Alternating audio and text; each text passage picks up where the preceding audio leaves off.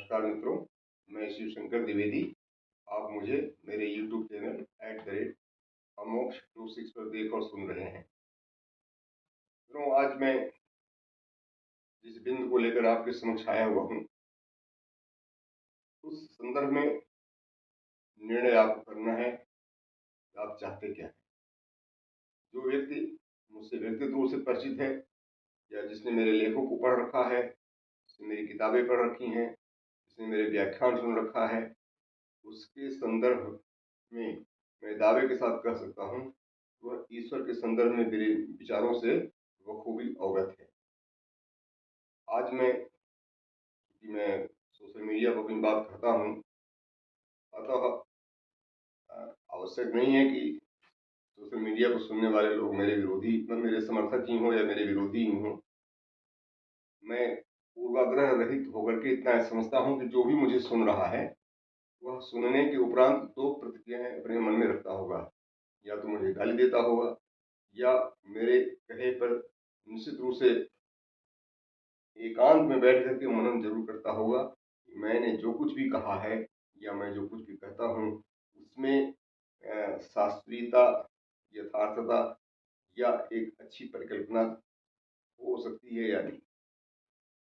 आज मैं ईश्वर के स्मरण, ईश्वर के अवतारों के स्मरण, ईश्वर के संदर्भ में स्मरण और उनके नाम जप, इन दोनों के विभेद के संदर्भ में आपके सामने कतिपय बिंदुओं के साथ उपस्थित हूँ।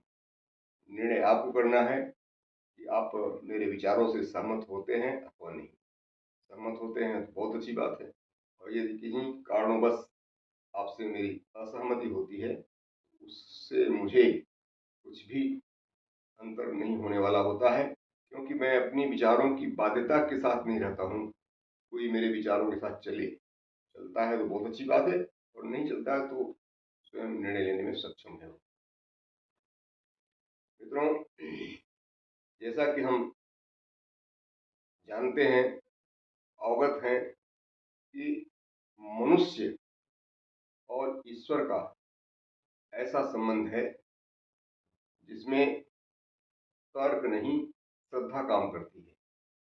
हमारा ईश्वर में विश्वास है, इसमें कोई तर्क नहीं।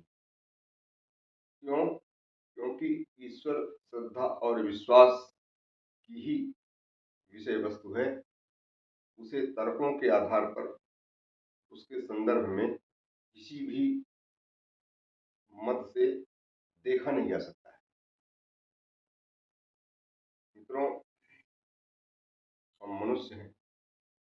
व्यक्तिगत रूप से मैं ईश्वर के संदर्भ में जिस दृष्टिकोण के साथ हूँ वह यह है कि ईश्वर है, ईश्वर नहीं है, ईश्वर ने सृष्टि की रचना की है या ईश्वर ने सृष्टि की रचना नहीं की है, इन समस्त बिंदुओं से मैं अपने आप को मुक्त रखने का प्रयास करता हूँ। कारण यह है कि ईश्वर को सृष्टि की रचना करते हुए मैंने नहीं देखा। ईश्वर को सृष्टि रचना करते हुए किसी ने नहीं देखा है, अपितु ईश्वर ने सृष्टि की है। इस तथ्य को या इसे बताने वाले ऋषियों ने अपने मन में परिकल्पित किया है और उसे हृदय से स्वीकार किया है।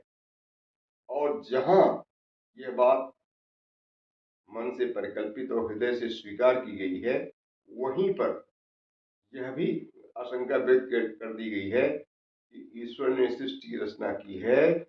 इसे कोई कैसे दावे के साथ कह सकता है? क्योंकि जो दावे के साथ कहने वाला है, चाहे फिर वो देवता हो या मनुष्य हो, वह ईश्वर की ही सृष्टि के उपरांत उत्पन्न हुआ है या आविर्भूत हुआ है। तो इसके बावजूद भी मेरा ईश्वर में विश्वास है।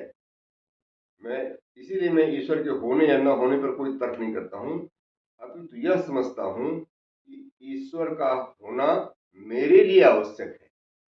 ईश्वर की पूजा करना मेरी मनोवैज्ञानिक व्यवस्था है, और मैं समझता हूँ कि इसी मनोवैज्ञानिक व्यवस्था के वशीभूत होकर के प्राचीन काल में हमारे पूर्वजों ने भी ईश्वर की आराधना उपासना की होगी। और पहले हमारा जो इतिहास था, ईश्वर के विषय में हम अपने इतिहास को देखें तो हम बहुदेववाद से एकेश्वरवाद की ओर चले हैं। और एकेश्वरवाद भी एक ऐसी स्थिति में पहुंचता है जहां पर सृष्टि और सृष्टा में कोई भेद नहीं रह जाता है। वह अभिन्न निमित्तोपादान की स्थिति कहा जाता है।